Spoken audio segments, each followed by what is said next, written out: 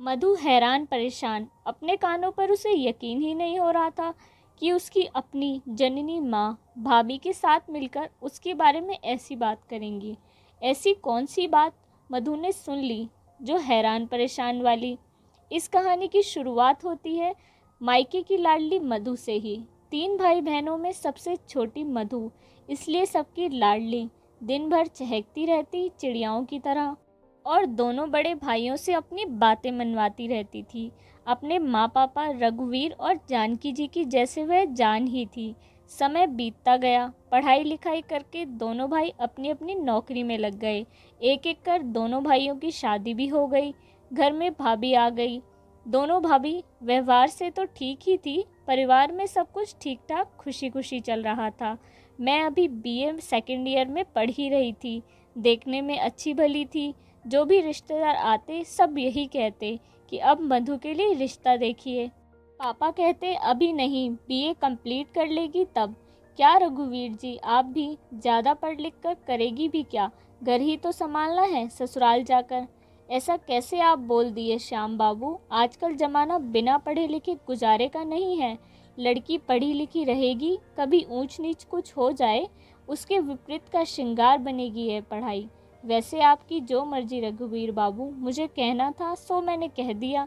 पुनः अरे रघुवीर जी, लड़का देखने में भी तो समय लगेगा। देखते देखते ये दिन कैसे बीत जाएंगे पता ही नहीं चलेगा आपको। पापा थोड़ा रुक कर, हाँ यह भी सही कह रहे हैं आप। मुझे सोचना चाहिए मधु की शादी के बारे में। इधर मधु शादी की बात सुनकर थोड़ा सहम सी जाती है। अभी भी लोग ससुराल के माहौल को बहुत ही डरनुमा ही बताते हैं, सहज नहीं। सभी हर बात में कहते ससुराल जाएगी तो सीख जाएगी, इसलिए मधु को ससुराल के नाम से डर लगने लगा था। 2 साल बाद बेहतर रिजल्ट के साथ बीए पूरी हुई मधु की। कई जगह जाने के बाद मधु के लिए एक अच्छे वर्ग की तलाश रघुवीर जी की संपन्न हुई। आज हमारी मधु की शादी है मयंक बाबू के साथ। पेशे से मयंक बैंक मैनेजर है।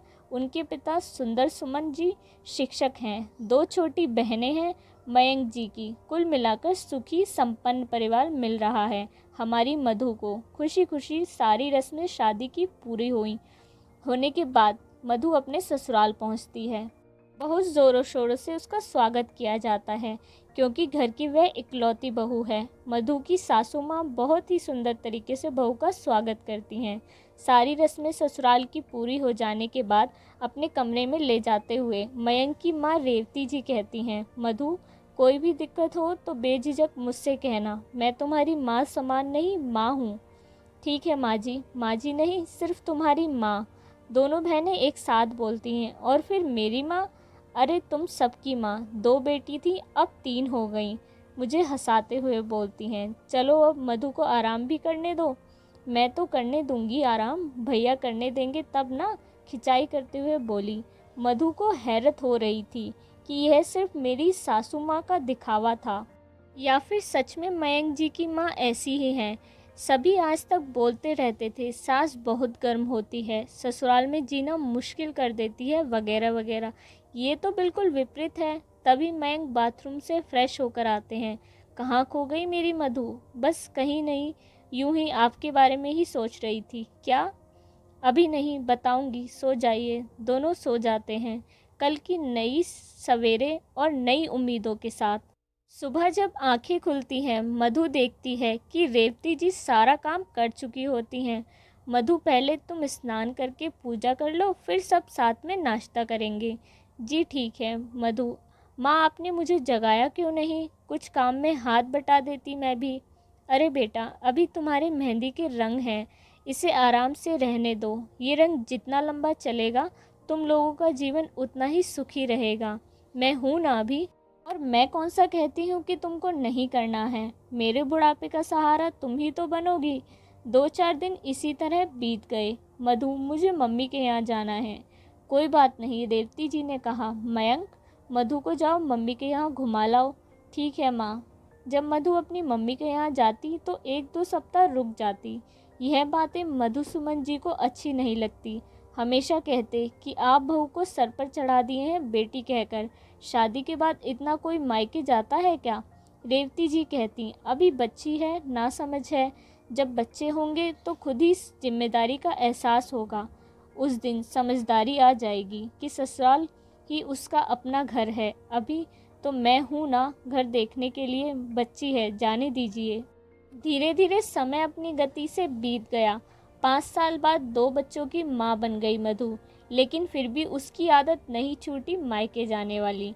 जब मन हो तब कोई ना कोई बहाना बनाकर मायके चली जाती, बच्चों को अपनी माँ यानी रेवती जी पर छोड़ देती निश्चिंत। इधर मायके में दोनों भाभियों को इसका इतना बार बार आना जाना अच्छा नहीं लगता था, ना ही माँ को।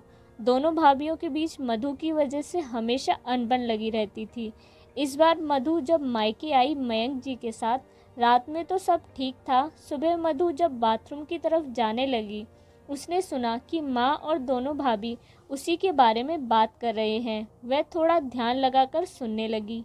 दोनों भाभी कह रही थी, क्या दिक्कत है मधु जी को अपने ससुराल में? इतनी अच्छी सास, इतना अच्छा परिवार मिला हुआ है, फिर भी जब देखो तब यहाँ आ जाती हैं। कह तो भाभी सही रही थी, मुझे ससुराल में कभी ससुराल जैसा लगा ही नहीं, लेकिन मैंने कभी इस बारे में सोचा ही नहीं। दुनिया जैसे बोलती थी, यही भ्रम मेरे दिमाग में भी लगा हुआ था कि ससुराल यानी लड़कियों के लिए सज़ा। खुद तो आती है, मयंक जी को भी लेते आती है, स्वागत में कम खर्चे होते हैं क्या? माँ भी बोल रही थी। हाँ सही बात है, इस वक्त तुम दोनों झगड़ा मत करो, मैं मधु से बात करूँगी। तभी मधु माँ से लिपटते हुए, आज के बाद मैं बिना किसी ओकेजन कभी नहीं आऊँगी, यही मेरा फैसला है, यही सही है माँ। मधु की आंखों से आंसू जैसे रुकने का नाम ही नहीं ले रहे थे। नम आंखों से तुरंत वह मयंक जी के साथ अपने ससुराल पहुंच जाती है। रेवती जी से लिपटकर फूट फूट कर रोने लगती है और कहती है, मेरा मायका छूट गया दहलीज के उस पार। रेवती जी, अरे पगली, तुम्हारा दूजा मायका हमेशा तुम्हारा इंतज़ार कर रहा है। अपने घर को रोशन करो, यही तुम्हारा असली मायका है। माँ ने कहा, हाँ माँ, मैं हमेशा के लिए अपने मायके लौट आई हंसते हुए।